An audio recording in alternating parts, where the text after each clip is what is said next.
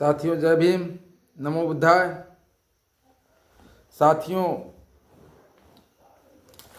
आज आप सभी लोगों को पता होगा कि यदि आज मैं वीडियो बना पा रहा हूँ, कुछ चीज़ें आप सभी लोगों के समक्ष रख पा रहा हूँ, तो उसमें सबसे बड़ा योगदान बाबा साहब भीमराव अम्बेडकर जी का है। यदि बाबा साहब भीमराव अम्बेडकर जी नहीं होते तो आज जिस प्रकार से हम लोग जीवन यापन कर रहे हैं, शायद इस तरह से नहीं हो पाता। आज जो हमें अधिकार मिला है वह बाबा साहब की ही देन है।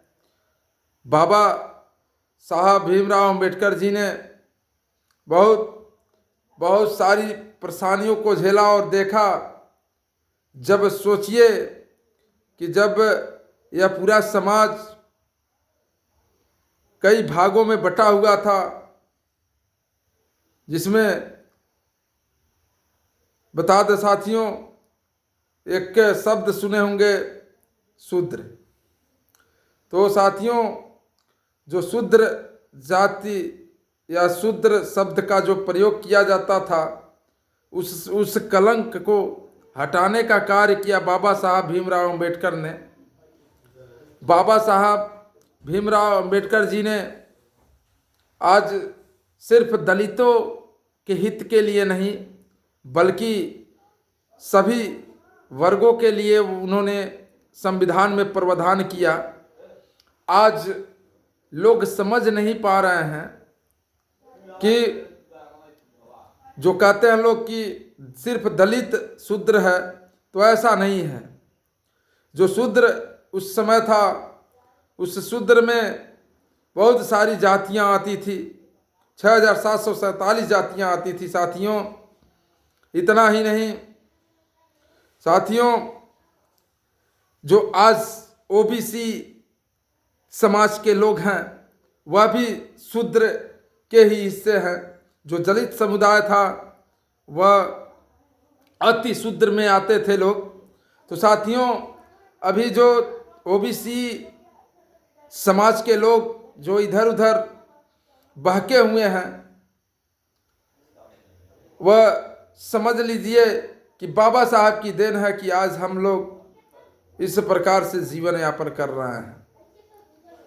तो साथियों, जो बाबा साहब ने जो चीज़ें झेल करके यह हमें आज़ादी दी, यह चीज़ें दी, जिसके बदौलत आज हम समाज में एक मान सम्मान के द्वारा जी रहे हैं। तो साथियों, बता दें कि बहुत पहले बाबा साहब जब संविधान लिखे, उसमें बहुत सारी प्रावधानें की। उस प्रावधानों में कहा गया कि जो आरक्षण वाला बात था, यानी आरक्षण की बात जो उन्होंने कहा था, आज जो सरकार कह रही है कि सभी लोग को आरक्षण मिल गया। अगर आरक्षण मिल गया तो वह जमीनी स्तर पर कहाँ दिखाई दे रहा है? अगर जमीनी स्तर पर दिखाई देता तो साथियों, बहुत सारे ऐसे जगह हैं जहाँ पे दलित समुदाय के लोग अपने शादी में घोड़ी पर नहीं बैठ सकते। तो साथियों, कहीं ना कहीं प्रताड़ित हमें किया जा रहा है। बाबा साहब ने जो हमें अधिकार दिया वह सिर्फ संविधान में ही सीमित है, न कि वह धरातल पर उतरा है। यदि जिस दिन धरातल पर उतर जाता तो आज बहुत सारी चीज़ें, बहुत सारी परेशानियां आ रही हैं, वह परेशानियां नहीं आती साथियों। इसलिए कहना पड़ रहा है कि अभी कुछ ही दिन के पहले की घटना है कि उसमें एक दलित समाज के शादी में जो कि दूल्हा जो घोड़ी पर चढ़ने वाला था, उसे घोड़ी पर चढ़ने नहीं दिया गया साथियों। और उसके बाद उसको समाज में जो बहुत सारे ठेकेदार बैठे हुए हैं, उन्होंने उस दूल्हे को भी हड़काया। इस तरह की समाचार हमें मिली है। मीडिया के माध्यम से। तो साथियों, उस दूल्हे को हड़काया गया, धमकाया गया, लेकिन फिर भी वह दूल्हा उस घोड़े पर सवार हुआ और सवार होकर के आगे की ओर बढ़ना शुरू कर दिया। साथियों, कुछ समाज में अराजकता, यानी कि कुछ जो समाज के ठेकेदार हैं, जो लोग अपने आप को अगड़ी समाज मानते हैं, अगड़ी जात के लोग मानते हैं, उनमें कुछ ठेकेदार लोग आए और घोड़ी बग्गी वाले जो किराया भाड़ा लेकर के अपना घोड़ी जहाँ पे आवश्यकता पड़ती है, जिनके विवाह में, शादी में, जहाँ पर भी आवश्यकता पड़ता हुआ जाता है, उसको बुरी तरह से मारा गया, पीटा गया। साथियों, इतना ही नहीं, अब ये बता दीजिए, वहीं पे सरकार भी कहती है कि बटोगे तो कटोगे। तो यहाँ पे आप ही खुद बांट रहे हैं, सिर्फ वोट के लिए कहते हैं कि बटोगे तो कटोगे। आखिर में उस दलित समाज के लड़के को क्यों घोड़ी पर बैठने नहीं दिया जा रहा है? पहले जो रोक रहे हैं वहाँ पे समानता लाइए, वहाँ पे मत बांटिए, तब जाकर के देश का भला हो सकता है। साथियों, इसी चीज़ के साथ एक चीज़ और आज ही की घटना है कि हमारे गृह मंत्री अमित शाह जी ने पूरे संसद में पूरे बढ़ चढ़ करके क्या कहा कि आज आखिर में हम सभी समाज के लोग, चाहे पढ़ाई हो, चाहे शिक्षा हो, सारी चीज़ों में, हर जगह, हाँ, और इस पूरे भारत देश में जो संविधान बना है उसी के अनुरूप यह सारा देश चल रहा है। ये बता दीजिए साथियों, ओबीसी समाज के लोग और एससी समाज के लोग, ये बता दीजिए, जब संविधान नहीं बना था उसके पहले क्या दुर्दशा थी, यह सभी लोगों को पता है। साथियों, जो अमित शाह जी ने कहा संसद भवन में, उनका कहा हुआ मैं आपको एक वीडियो दिखा दूं, उसके बाद कुछ चीज़ें बताऊंगा। साथियों, अभी एक फैशन हो गया है, आम्बेडकर आम्बेडकर आम्बेडकर आम्बेडकर आम्बेडकर आम्बेडकर। इतना नाम अगर भगवान का लेते तो 7 जन्मों तक स्वर्ग मिल जाता।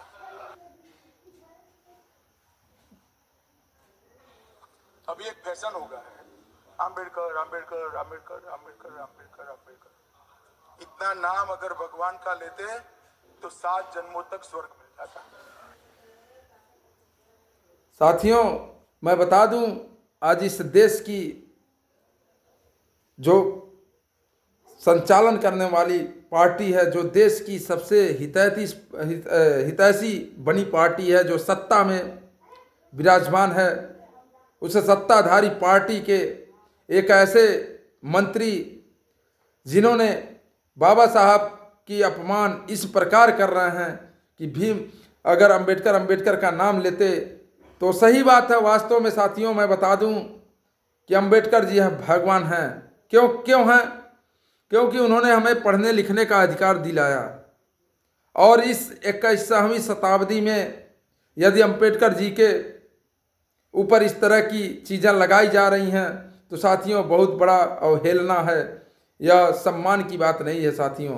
क्योंकि यह बहुत बड़ा देश जो भारत देश है, इसमें इसे चलाने के लिए जो संविधान बनाया बाबा साहब ने, उन बाबा साहब को आप अपमान कर रहे हैं भरी समाज में, भरी सभा में, तो यह कहाँ का उचित है साथियों। तो साथियों, जो जब सोच लीजिए कि जब हमारे यह जो भाजपा के और हमारे पूरे देश के जो गृह मंत्री हैं अमित शाह जी के द्वारा इस तरह की वाणी निकल रही है, शायद यह इसी कारण हमको कहना पड़ रहा है कि यह हम यानी कि दलित वर्ग और ओबीसी समाज के लिए यह लोग विरोधी और विरोधाभास का कार्य कर रहे हैं साथियों, यदि इनके अंदर इस तरह की भावनाएं हैं तो सोचिए साथियों, इस देश को कहां से कहां तक ले जाया जा सकता है साथियों। और ट्रेंड, इस जो ट्रेंड का नाम ले रहे हैं तो ट्रेंड नहीं है साथियों, यह आजकल के जो युवा हैं, जो पढ़े लिखे लोग हैं तो जानते ही हैं कि बाबा साहब की कहा करते थे शिक्षित बनो। तो शिक्षित बनने का मतलब यही था साथियों, उन्होंने कहा था कि 21वीं सदी में हमारा समाज आगे की ओर बढ़ जाएगा, हमारे समाज वहाँ 21वीं सदी तक कुछ ना कुछ हद तक स्थिति सुधार हो जाएगी। तो साथियों, उनके कहने का यही तात्पर्य था कि 21वीं शताब्दी तक सभी समाज के लोग जब पढ़ेंगे लिखेंगे तो अपने इतिहास के बारे में जानेंगे साथियों, और वही इतिहास के बारे में आज लोग जान रहे हैं, बाबा साहब के बारे में जान रहे हैं, इसीलिए हर जगह बाबा साहब का नाम है साथियों। तो साथियों सोचिए कि बाबा साहब ने कितना अपना समर्पण किया, कितना बलिदान दिया, कितनी चीज़ें झेली, तब जाकर के आज समाज में हम सभी लोग इस प्रकार से रह पा रहे हैं, जीवन यापन कर पा रहे हैं साथियों। तो साथियों, मैं कहना यही चाहूँगा कि अपने भारत देश के गृह मंत्री श्री अमित शाह जी से मैं निवेदन करूँगा कि वह इसी मीडिया पर जिस प्रकार से उन्होंने कहा है पूरे सदन में, उसी प्रकार से हर जगह सदन में ही माफ़ी मांगें, अन्यथा अपने पद से इस्तीफा दे दें साथियों। जो व्यक्ति, अब देखिए, जो अमित शाह जी गृह मंत्री बने हैं, आखिर वह गृह मंत्री बने हैं तो किसके बनाए हुए रास्तों पर बने हैं, किसके द्वारा बनाए गए कानून से बने हैं साथियों? तो बाबा साहब के देन है कि वह गृह मंत्री बने हैं साथियों। यहाँ तक कि हमारे प्रधानमंत्री श्री नरेंद्र मोदी जी भी हमेशा बाबा साहब के नाम को लेकर के चले हैं, और इतना ही नहीं, उन्होंने 2-2, 3-3 बार साथियों प्रधानमंत्री भी बने। तो साथियों, यह बाबा साहब की ही देन है कि प्रधानमंत्री बने। तो साथियों, उसी पार्टी में रह करके उसी पार्टी का मंत्री जिन्होंने इस तरह से अपमान कर रहे हैं बाबा साहब का, यह तो बहुत ही शर्मिंदगी की बात है। तो साथियों, मैं चाहूँगा कि अपने इस भारत देश के प्रधानमंत्री श्री नरेंद्र मोदी जी से अनुरोध करूंगा, निवेदन करूंगा, प्रार्थना करूंगा कि इस तरह के मंत्री जी को इस सदन से बाहर रखें, ताकि समाज में भड़काऊं भाषण न दें। ये बताइए, ये कह रहे हैं कि अगर इतनी बार नाम लिया गया होता तो भगवान साक्षात आ गए होते, या उनको वह माने क्या कहा जाए कि साथियों, मतलब कहने का तात्पर्य यही है कि उनको, यानी श्री अमित शाह जी को इस तरह की वाणी का प्रयोग नहीं करना चाहिए था साथियों। आज 21वीं सदी है, घर घर के लोग जब पढ़ रहे हैं, हर समाज के लोग पढ़ रहे हैं, तो इतना मानिए, जिस समाज के लोग पढ़ेंगे लिखेंगे वह अपने इतिहास को जानेंगे, और इतिहास को जानेंगे तो उनको और आगे की ओर बढ़ाएंगे। तो साथियों, इसमें ऐसी कहने की ज़रूरत नहीं है साथियों। अमित शाह जी ने कहा, एक बार और सुनवा देते हैं साथियों। अभी एक फैशन हो गया है, आम्बेडकर आम्बेडकर आम्बेडकर आम्बेडकर आम्बेडकर आम्बेडकर। इतना नाम अगर भगवान का लेते तो 7 जन्मों तक स्वर्ग मिल जाता। अब बताइए साथियों, यह अमित शाह जी द्वारा जो कहा जा रहा है कि इतनी बार नाम लेते तो क्या से क्या हो जाता। तो साथियों, मैं यही कहना चाहूँगा, और बताइए, यह कह रहे हैं कि इतना नाम लेते तो 7 जन्मों तक स्वर्ग चले जाते। अरे समाज के लोग, हम आपको अभी भी अवगत करा दें कि साथियों देखिए, यह सभी लोग नहीं चाहते हैं कि हम अपनी सच्चाई जानें, अपनी इतिहास जानें। और साथियों, जैसा कि उन्होंने कहा कि स्वर्ग प्राप्त हो जाता, तो साथियों हाँ, हम लोगों को स्वर्ग प्राप्त हुआ था साथियों। कब हुआ था? जब बाबा साहब ने संविधान लिखा और उसमें हम सभी लोगों को जगह दिया, हमारे लिए कानून बनाए, हमारे लिए सारी चीज़ों का व्यवस्था किया, उसमें प्रावधान दिया, आरक्षण आरक्षण की व्यवस्था की, तो साथियों यह हमारे लिए पक्का है कि यह हमारे लिए स्वर्ग ही है साथियों। तो साथियों मैं सभी दर्शकों से चाहूँगा कि देखिए, आप सभी लोग बाबा साहब के बारे में जानते हैं और बाबा साहब के बारे में इस तरह की चीज़ें कही जाएं तो यह उचित नहीं है।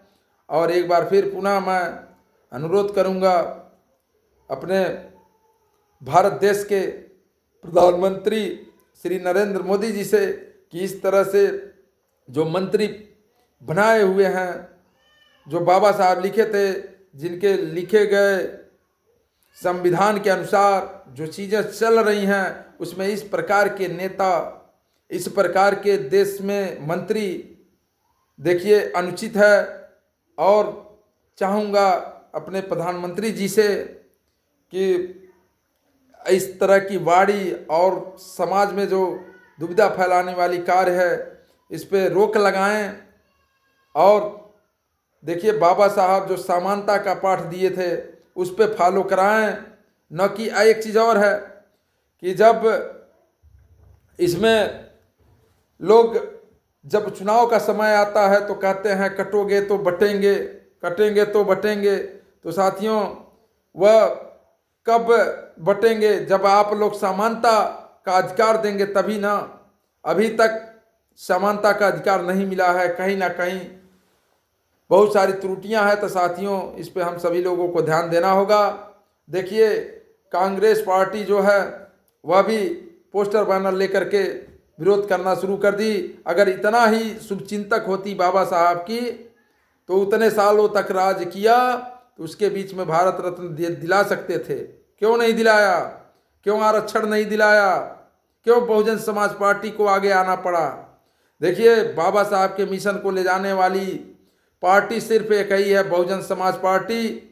और बहन जी भी इस पे हमेशा बढ़ चढ़ करके इस समाज के लिए लड़ती रहती हैं। साथियों आपसे यही अनुरोध है कि देखिए, ओबीसी समाज और एससी समाज का जो और सर्व समाज का जो हितैषी जो समानता चाहती है, हर क्षेत्र में समानता लाना चाहती है, सामाजिक क्षेत्र में, शिक्षा के क्षेत्र में, स्वास्थ्य के क्षेत्र में, हर जगह एक समान और सभी धर्मों को आज़ादी देती है। जो संविधान है सभी धर्म को आज़ादी दिया है।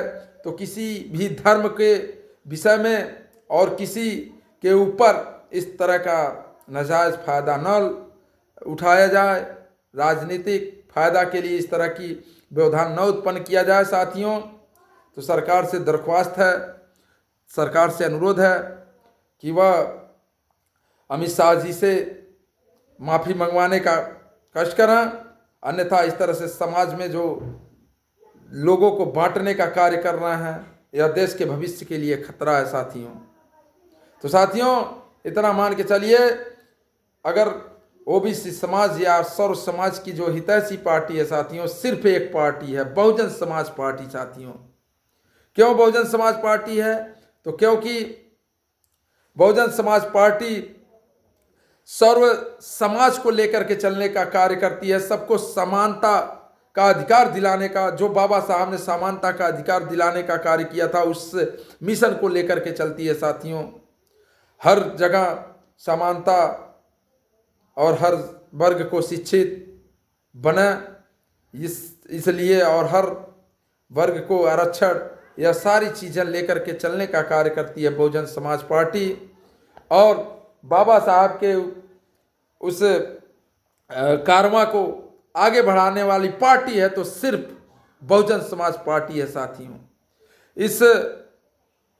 इस पार्टी में सभी लोगों को अधिकार मिलेगा, सभी लोगों का सम्मान रहता है। इस कारण साथियों बहुजन समाज पार्टी के साथ जुड़िए, क्योंकि बहन जी ने जो पीड़ा उठाई है साथियों, वह पीड़ा जो है आज उसको हमें अंजाम देना है, आगे तक ले जानी है साथियों। तो इसमें आप सभी लोग पूर्ण रूप से बहुजन समाज पार्टी को ज्वाइन करिए, बहुजन समाज पार्टी का साथ दीजिए, ताकि भविष्य में कोई भी खतरा इस बहुजन पे न मरड़ा पाए। साथियों इसमें भी कुछ चमचे लोग हैं। जो चमचे लोग हैं वह अपने आप को शेर समझना शुरू कर देते हैं साथियों। तो वह साथियों बाबा साहब जो अधिकार दिए थे उस अधिकार के आगे अपने आप को जानने लगे हैं। जैसे बहुत सारी दलित में ही बहुत सारी पार्टियां हैं जो कहती हैं कि मैं दलित हितैषी हूं, लेकिन साथियों ऐसा नहीं है। सिर्फ दलित, ओबीसी समाज, माइनॉरिटी, पिछड़ा वर्ग और साथियों जितने भी अल्पसंख्यक हैं सभी का शुभचिंतक सिर्फ एक ही पार्टी है, एक ही पार्टी है, बहुजन समाज पार्टी।